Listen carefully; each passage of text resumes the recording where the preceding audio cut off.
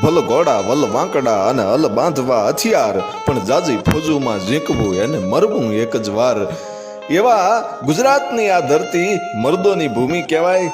અને એમાં એમ કહેવાય છે કે અનેક મર્દો થઈ ગયા, અનેક શૂરવીરો થઈ ગયા, પણ એમાંનો રબારી સમાજનો કળોતરા અટકનો મેઘરાજ રબારી જે શૂરવીર થઈ ગયો એની મારે તમને વાત કરવી છે. પાટણનો રાજા પ્રહલાદન પરમાર, અને એ પ્રહલાદન પરમારના સેનાપતિ ચાંદરાજ રબારી કળોતરા હાંખના હતા, અને એની સાથે 50 રબારીઓ હતા. અને જ્યારે રાજમાં ચોરી થઈ અને રાજાના મુંગટમાંથી મણી ચોરી કરવામાં આવીને ખબર પડી કે સિંધના અરબોએ આ ચોરી કરી છે, ત્યારે 50 રબારીઓની પલટન ચાંદરાજ રબારી સેનાપતિ હતો અને સિંધમાં જઈ અરબોને ધમરોળી અને એમ કહેવાય છે કે મણી પાછી મેળવી હતી. એ વખતે 45 કળોતરા રબારીઓ છે એ શહીદ થયા હતા, પોતાના લીલાના માથાના બલિદાન આપ્યા હતા. અને 5 રબારીઓ વધ્યા. એ ચાંદરાજ રબારી છે એ મણી લઈને આવે છે અને એ વખતે એને મોટું જાગીર આપવામાં આવે છે.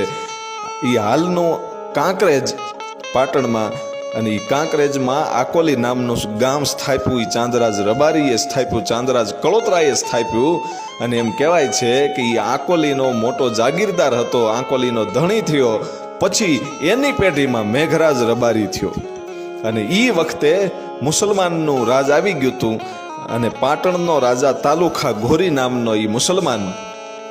અને એ વખતે એમ કહેવાય છે કે મેઘરાજ કળોતરાનો દીકરો જેમલ રબારી એમ કહેવાય છે કે આકોલીનો ધણી હતો, એટલે સીટ પડતી હતી પાટણમાં.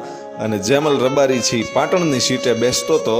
અને જેમલ રબારી એ મેઘરાજ કળોતરાનો દીકરો, અને મેઘરાજ કળોતરાની બીજી દીકરી એ ઝાંઝુબાઈ, અને એટલી બધી રૂપવતી હતી કે એનો પ્રકાશ એટલો બધો હતો, એટલે એને એમ કહેવાય છે કે સુરજબાઈ તરીકે ઓળખવામાં આવતી હતી.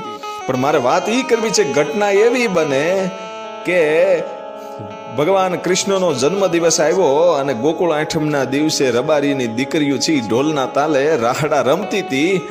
અને એ વખતે 7 ઘોડેસવારો આવ્યા. એ પાટણના રાજાનો સેનાપતિ, પાટણનો જે તલુખા ઘોરી હતો એનો સેનાપતિ આલીખા ઘોરી, અને એ પોતાના 7 માણસો સાથે આવ્યો આકોલીમાં.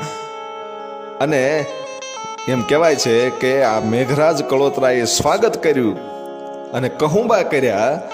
એ વખતે જે દીકરીઓ રાસ રમતી હતી, અને એ દીકરીઓની સામે જ્યારે નજર નાખી, અને સુરજબાઈ જે ઝાંઝુબાઈ હતી મેઘરાજ કળોતરાની દીકરી, અને એની સામે નજર ગઈ ને એમ કહેવાય છે કે આંખું ફાટી ગઈ ભાઈ, કે ઓહો, આવું રૂપ મેં મારી આખી